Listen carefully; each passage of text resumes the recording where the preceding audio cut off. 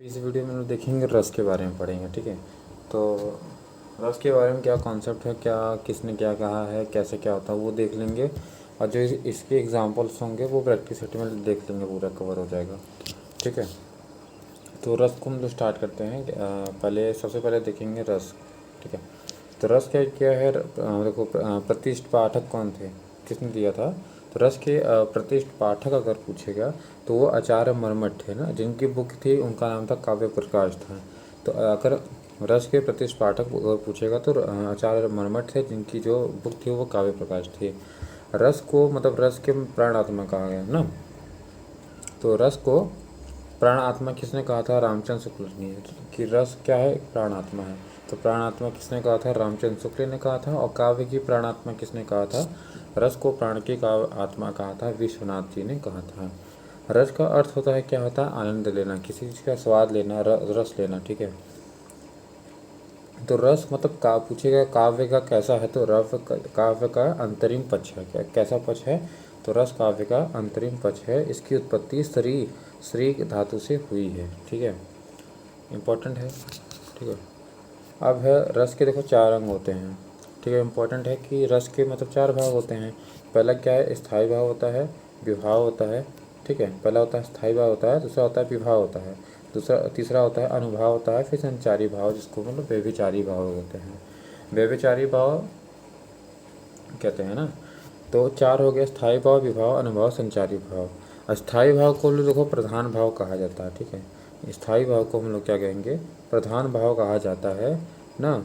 तो स्थायी भाव को अनुभूति योग्य बनाता है। स्थायी भाव को अनुभूति योग्य कौन बनाता है, तो स्थायी भाव को अनुभूति योग्य बनाता है नेक्स्ट वाला जो विभाव है, कि विभाव के कारण ही वो अनुभूति योग्य बन जाता है। ठीक है, नेक्स्ट अब आगे चलेंगे। ठीक है, अब हम लोग पढ़ेंगे कि देखो स्थायी भाव कितने होते हैं। तो ये रहा रस है। रस को देखो स्थायी भाव, विभाव, अनुभाव, अभी आगे यहाँ पढ़ेंगे संचारी भाव पढ़ेंगे। ठीक है, तो चलो वैसे देख लेते हैं यही। ठीक है, तो अब देखो रस होता है हम लोग पढ़ेंगे स्थायी भाव के बारे में। तो स्थायी भाव कितने होते हैं, 11 होते हैं। टोटल कितने होते हैं, तो टोटल तुम्हारे होते हैं 11 होते हैं। इसको आत्मा कहा जाता है। ठीक है, तो स्थायी भाव को कहा जाता है, रस की अगर आत्मा कोई पूछेगा तो उसको बोलते हैं स्थायी भाव करते हैं। अविभाव को कहा जाता है रस का कारण है, कारण का मतलब यहीं से उत्पन्न होता है। ठीक है, और अनुभाव क्या है, एक तरह का कार्य होता है, जो भी मतलब कार्य हो जाता है तो वही तुम्हारा क्या हो जाता है, उसको अनुभाव कहते हैं। उसके बाद ये संचारी भाव है। स्थायी भाव कितने हैं, 11 हैं। तो 11 संचारी भाव के बारे में देख लेते हैं एक एक करके। ठीक है, तो पहला है तुम्हारा ये श्रृंगार, जिसको हम लोग बोलते हैं रति, जिसका स्थायी भाव कितना है, श्रृंगार रस ना। श्रृंगार रस का जिसका स्थायी भाव रति है। श्रृंगार रस को रसराज कहा जाता है, क्योंकि सर्वश्रेष्ठ रस इसी को कहा जाता है।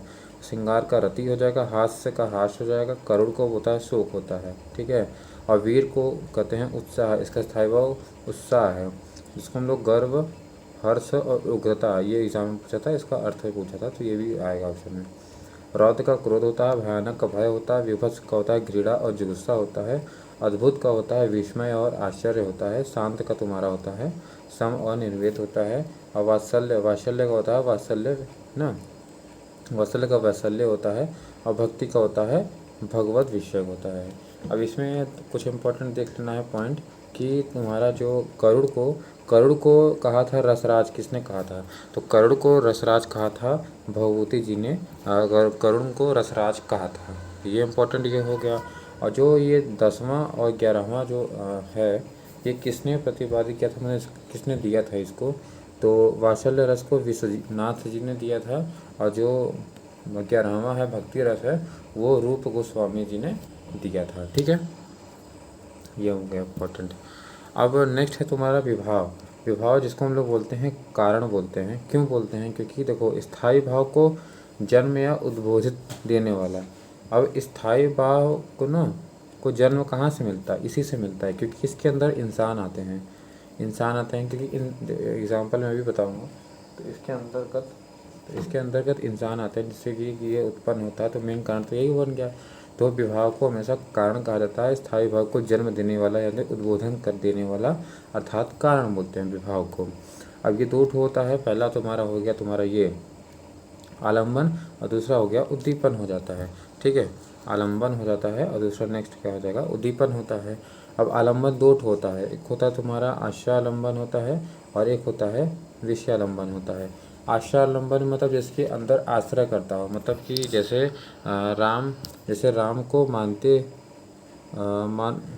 राम के मन में सीता के प्रति, ये मान लिया मैंने, तो राम के मन में सीता के प्रति रति का भाव जगा, तो किसके प्रति किसके अंदर मतलब हुआ तो उसको बोलते हैं आश्रय।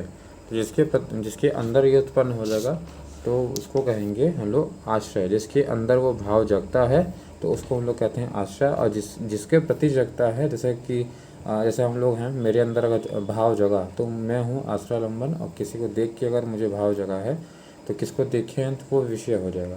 तो मैं जैसे मान लो मुझे पसंद है कपड़ा आ गया, तो कपड़ा को मैंने देख के आकर्षित हो गया था, तो कपड़ा क्या हो जाएगा, विषयालंबन हो जाएगा। ठीक है। और उद्दीपन विभाव में क्या होता है, उद्दीपन जैसे कि प्लेस होता है, जैसे कि कहीं रेस्टोरेंट में है, बारिश हो रहा है, या मतलब माहौल होना, जैसे कि ये समझ लो कि अगल बगल का जो भी माहौल है, बारिश होना, हवाएं चलना और गर्मी पड़ना या कुछ भी है, माहौल है, रेस्टोरेंट में है, अच्छा माहौल है, जो भी है, तो यह हो जाएगा उद्दीपन होता है। तो ये हमेशा निर्जीव होता है, ये हमेशा सजीव होता है। ठीक है। तो राम के मन में सीता के प्रति मतलब रति जवा, तो राम में जवा तो उसको आश्रयालंबन कहेंगे, सीता के प्रति था तो वो विषयालंबन हो जाएगा। ठीक है। अब अनुभाव देखेंगे। अनुभाव का मतलब क्या है, रिएक्शन है। ठीक है, रिएक्शन है, ये जो कारण हुआ है उससे क्या होने वाला है, वो चीज़ का रिएक्शन, उसका मतलब समझो कि परिणाम है कि ये जो क्या करेंगे भाई, ये तो उनका मन में था, ये तो उनके मन में मतलब इन्होंने किया, ये आत्मा है, फिर उनसे ये कारण था, कारण से मतलब घटना घटे का अनुभव होगा। अब क्या होगा वो देखते हैं हम लोग, इसको बोलते हैं रिएक्शन बोलते हैं। जैसे कि ये अनुभव कितने टाइप का होता है, 4 होता है। कायिक होता है, ठीक है, कायिक होता है, एक होता है कायिक होता है, वाचिक होता है, आहार्य, सात्विक। तो कायिक, वाचिक, आहार और सात्विक होता है। और सात्विक के भी होते हैं 8 ठो। ठीक है। अब सात्विक के कितने होते हैं, 8 ठो। ये इंपॉर्टेंट है क्योंकि एग्ज़ाम में ये ऑप्शन में 4 ठो दे देगा, उसमें से कहेगा कौन सा नहीं है सात्विक है, तो इनका पूरा का नाम याद होना चाहिए। स्तंभ रहेगा, फिर सेकंड है स्वेद आ जाएगा ना, स्तंभ ऐसे खड़ा होगा, फिर स्वेद मतलब पसीना आ जाएगा। ठीक है, स्वेद हो जाएगा, फिर पसीना आने लगा, खड़ा होगा, फिर पसीना हो जाएगा, फिर इसके बाद रोमांच आएगा, तो तुम्हारे मन में क्या होगा, रोमांच चलने लगेगा। ठीक है, इसके बाद तुम्हारा रोमांच है, फिर स्वर भंग हो जाएगा। स्वर भंग हो, जैसे स्वर अगर भंग हो जाएगा तो तुम कंपन मतलब काँपने लग जाओगे, कंप हो जाएगा। वैवर्ड मतलब वैवर्ड बोलने लगोगे ना, तो रंगहीनता हो जाएगा, आश्रु हो जाएगा। ठीक है, आश्रु मतलब आंसू वाला हो जाएगा। अब प्रलय मतलब क्या हो जाएगा, संज्ञानहीनता, प्रलय हो जाएगा। ठीक है, इतना ये तो ये हो गया। अब जैसे कि इसका एग्जांपल देख रहे हो, जैसे शरीर का कपकपाना, शरीर उड़ना, वायु रुक रुक होना, शरीर का रंग मतलब उड़ना, इंद्रियां का शून्य होना, पसीना आना, मतलब रोंगटे खड़े होना, ये सब आता है, इसके अंतर्गत आता है। ठीक है। अब और भी एक्स्ट्रा पॉइंट देख लेते हैं।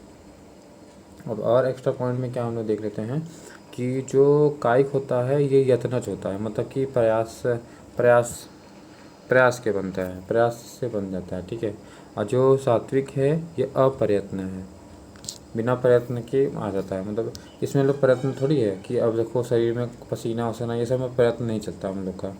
ठीक है, तो ये हो जाएगा तुम्हारा, हो जाएगा ये अत्यंत होते हैं, मतलब बिना प्रयास के ये सब आ जाते हैं। ठीक है। अब होता है इसके बाद नेक्स्ट देखेंगे हम लोग, हो जाएगा संचारी भाव। ठीक है, चलो इसमें और भी देख लेते हैं, एक पॉइंट और छूटे जा रहा है। ये पॉइंट ये है कि ये जो 8 सात्विक कठ होता है, 8 होता है, लेकिन ये 9वां जो है, 9वां वाला, इसको बोलते हैं जिरम्भा। ये माना गया है, मतलब माना गया है। जैसे मान लो पूछ लेगा कि 9वां कौन सा सात्विक होता है, तो एक होता है जिरम्भा, उसको कहते हैं। ठीक है, बस इतना ही है। इसके बाद नेक्स्ट हम लोग पढ़ेंगे संचारी भाव पढ़ेंगे। ठीक है, संचारी भाव जिसको हम लोग के व्यभिचारी भाव भी कहा जाता है। ठीक है, तो संचारी भाव हम लोग ये पढ़ेंगे, इसको व्यभिचारी कहा जाता है। तो व्यभिचारी भाव कहा किसने था, तो ये कहा था भरत मुनि ने कहा था। ठीक है, संचारी भाव कितने होते हैं, 33 होते हैं ना। तो संचारी भाव को पानी का बुलबुला भी कहा जाता है। तो कौन कहा था? भरत मुनि कहते। तो भरत मुनि ने दो चीज़ कहा संचारी भाव को, एक कहा व्यभिचारी भाव भी कह दिया था और पानी का बुलबुला भी कहा था, भरत मुनि ने कहा था। तो एग्जाम में जैसे पूछ लेता कभी कभी कि 34वां संचारी भाव किसे माना गया है, तो जो 34वां माना गया है उसको माना गया है छल को माना गया है। ठीक है, तो छल को माना गया है। तो छल को क्या माना गया है? तो छल को माना गया है तुम्हारा 34वां क्या हो? संचारी भाव माना गया है। लेकिन छल माना तो किसने है? लेकिन हिंदी में देखो देव ने माना है, हिंदी में देव ने माना है कि छल को, मतलब हिंदी में देव ने माना है। और संस्कृत में अगर छल को किसने माना है? तो भानुदत्त। ठीक है, मतलब देव के अनुसार ये छल जो है हिंदी का है और भानुदत्त के अनुसार कहेंगे संस्कृत का है ये छल ना। और ये तो इनका लोग का हो गया भैया। अब इनका अलग से है। रामचंद्र शुक्ल ने कहा कि जो 34वां है वो चपचकाहट है, चपकाहट। तो रामचंद्र शुक्ल ने 34वां ये दिया था। अब इधर तो कंप्लीट हो गया। ठीक है, अब इधर देख लेते हैं इम्पोर्टेंट पॉइंट। इसमें यह है कि जैसे कि स्थायी भाव कितने 9 होते हैं। ठीक है, 9 होते हैं, हम लोग पढ़े हैं। क्योंकि 2 ठो एक्स्ट्रा मतलब 9 ही होते हैं। 2 ठो तो बाद में ऐड किए गए थे ना, जो कि वात्सल्य था, एक वात्सल्य था, एक वात्सल्य था, एक भगवत विषय था, जो ना भगवत विषय था। तो ये 2 ठो बाद में ऐड किए गए हैं, इसलिए इनको मतलब नहीं। तो स्थायी भाव 9 होते हैं। अगर टोटल पूछेगा तब जाके हम लोग बताएंगे कितना होता है, 11 ठो होते हैं। ठीक है, तो वात्सल्य बताया था विश्वनाथ जी ने बताया था। एक भगवत विषय जो था भक्ति वाला था वो रूप गोस्वामी ने बताया था। तो स्थायी भाव कितने होते हैं? 9 होते हैं। भरत मुनि के अकॉर्डिंग कितने होते हैं? 8 ही होते हैं, क्योंकि वो शांत रस को नहीं मानते हैं। नाटक में कितने होते हैं? नाटक में 8 ही होते हैं। नाटक में भी 8 माना गया, उसमें शांत रस को नहीं माना गया है। और अगर नाटक विधा की बात की जाएगी तो उसमें होते हैं 9 होते हैं। टोटल कितने होते हैं? 11 होते हैं। देखो शांत रस को किसने दिया था? रुद्र भट्ट ने दिया था। किसने दिया था? रुद्र भट्ट ने शांत रस को दिया था। ठीक है, अब शांत रस को समरस कहा, किसने किसने कहा था? ये भी पूछता है, तो ये भी देख लेते हैं। तो सामरस क्या क्या था? समरस किसने कहा? तो सामरस को, शांत रस को समरस कहा था तुम्हारा केशवदास ने कहा था। और शांत रस को वैराग्य किसने कहा था? तो अभिनव गुप्त ने कहा था, वैराग्य कहा था। ठीक है, इधर हो गया। अब भरत मुनि के अनुसार ये भी पढ़ चुके हैं। भरत मुनि के अनुसार कितनी है? 33 संचारी भाव है। 34वां तो रामचंद्र शुक्ल दिए थे और एक देव ने दिया था। ठीक है, एक देखो, ये देखो देव ने दिया था, एक था भानुदत्त ने दिया था। ठीक है, तो 2 लोग थे, 3 हो गए टोटल। अब तो वो संचारी भाव कितने देता? 33 होते हैं, पढ़े थे। ठीक है, तो भरत मुनि के अनुसार स्थायी भाव कितनी है? 8 ही है ना, शांत को नहीं माने थे। सात्विक कई ठो है? इनके अनुसार 8 ठो है। और टोटल भाव की संख्या कितनी है? तो 49 है, क्योंकि इनको पूरा को जोड़ दोगे तो जाके 49 बन जाएगा।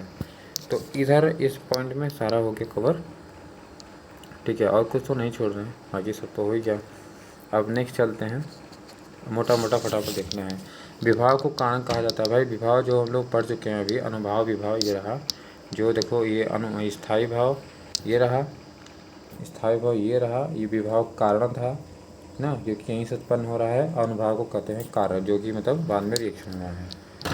ठीक है, जिसे ऐसे समझो कि आपके मन में क्या हुआ? रति, मतलब आत्मा है, यही मेन चीज़ है। आपके मन में रति मतलब कि श्रृंगार रस वाला उत्पन्न हुआ। ठीक है, कहाँ हुआ? इनके कारण यही थे कि इनके मन में हुआ था। फिर रति हुआ देख के, फिर क्या हुआ? मान लो हम देख के मोहित हो गए, या पसीना आने लगा, या काँपने लगे, तो ये जो कार्य होगा, तो इसीलिए इस अनुभव को हम लोग कार्य कहा जाता है। ठीक है, चलो इसके बाद विभाग को देखो, यही बता दिया। फिर विभाग को कारण कहा जाता है तथा अनुभव को कार्य कहा जाता है। ठीक है, अनुभव को कार्य, जो कि लास्ट में रिजल्ट निकलता है।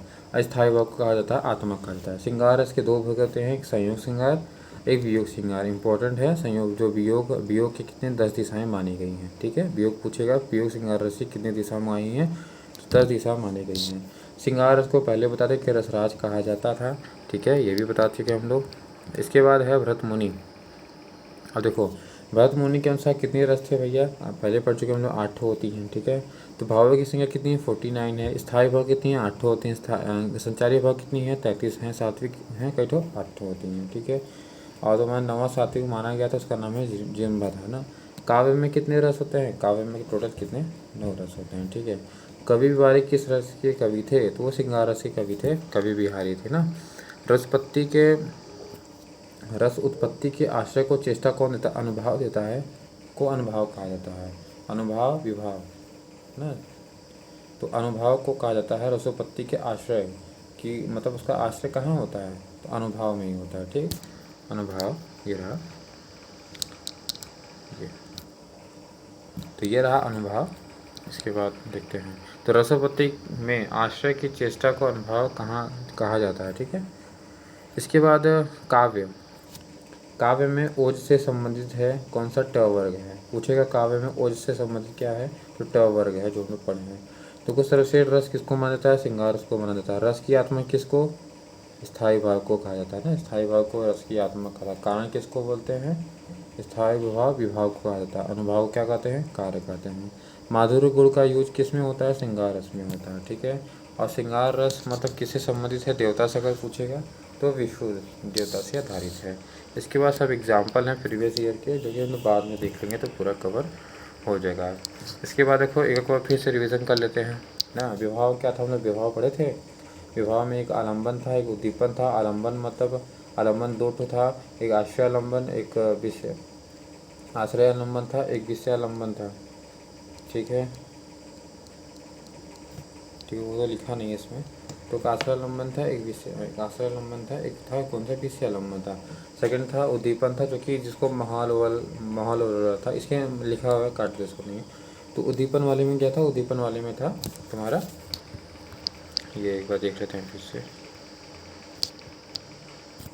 देखो आलम्बन वाले में था एक आश्रय आलम्बन, विषय आलम्बन। उद्दीपन वाले में था जो कि वर्षा का प्लेस था, निर्जीव होता है, ये होता है, सजीव होता है। ठीक है, अब नेक्स्ट तुम्हारा हो जाएगा ये अनुभाव। देखते हैं, अनुभाव हम पढ़ चुके हैं। अनुभाव कई होता है, 4 था, कायिक, सात्विक, आहार्य, वाचिक था। तो सात्विक कई था, 8 था, इसी जाएगा। कायिक वाले में काया रहता है, जहाँ में उसका शारीरिक क्रियाएँ होती रहती हैं। सात्विक में अपने आप होने वाली शारीरिक क्रिया होती हैं, जैसे कि अपने आप रोंगटे खड़े हो जाना, नहाने लगा। आहार मतलब वेशभूषा बदल देना। आहार किससे रिलेटेड है, वेशभूषा से रिलेटेड है।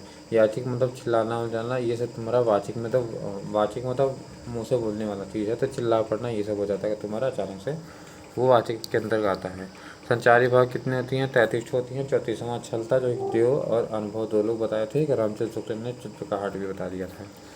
सात्विक को हम लोग फिर से देख लिए हैं, कैठ होता है, 8 होता है। इसमें पहले कोई मतलब नहीं, पहले देख चुके हैं।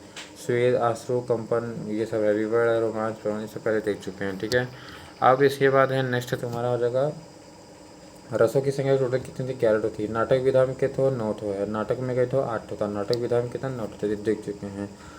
ठीक है, जो शांत रस स्थान पढ़ चुके हैं। उद्भट ने दिया था, भक्ति रस किसने दिया था, रूप गोस्वामी ने। वात्सल्य किया था, विश्वनाथ जी ने दिया था। मुनि की तरफ कितने कुल भाव हैं, 49 भाव हैं। उनके साथ 33 संचारी भाव, 8 स्थायी भाव हैं, और 8 तो क्या हो जाएंगे, सात्विक भाव भी हो जाएंगे।